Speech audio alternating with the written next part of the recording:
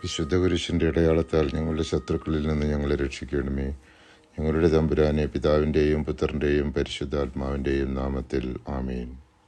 പ്രഭാതത്തിൽ ഉണർന്ന് അവിടുത്തെ അന്വേഷിക്കുന്നവന് കൃപ ലഭിക്കും. പ്രഭാഷകൻ 32:14.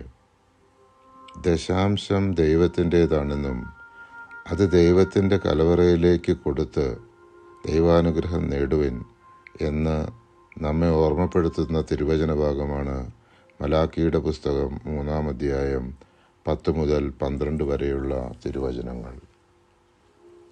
ദശാംശം മുഴുവൻ കലവറയിലേക്ക് കൊണ്ടുവരുവിൻ. എൻ്റെ ആലയത്തിൽ ഭക്ഷണമുണ്ടാകട്ടെ. ഞാൻ നിങ്ങൾക്കായി സ്വർഗകവാടങ്ങൾ തുറന്ന് അനുഗ്രഹം വർഷിക്കുകയില്ലേ എന്ന് നിങ്ങൾ പരീക്ഷിക്കുവിൻ. സൈന്യങ്ങളുടെ കർത്താവ് അരുളി ചെയ്യുന്നു. ഞാൻ നിങ്ങൾക്ക് വേണ്ടി വെട്ടുകിളികളെ ശാസിക്കും. അവ നിങ്ങളുടെ ഭൂമിയിലെ ഫലങ്ങൾ നശിപ്പിക്കുകയില്ല. നിങ്ങളുടെ വയലുകളിലെ മുന്തിരിച്ചെടികൾ ഫലശൂന്യമാവുകയില്ല.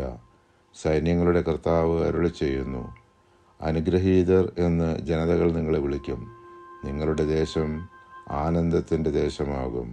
സൈന്യങ്ങളുടെ കർത്താവ് അരുളി ചെയ്യുന്നു.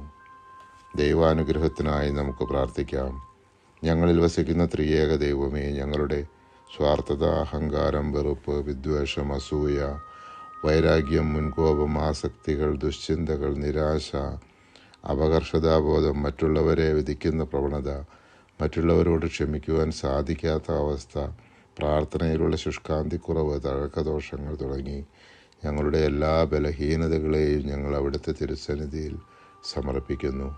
അവിടുത്തെ കൃപാസമുദ്രത്തിൽ ഞങ്ങളുടെ പാപങ്ങളുടെയും കടങ്ങളുടെയും കറ കഴുകി ഞങ്ങളെ വിശുദ്ധീകരിക്കണമേ.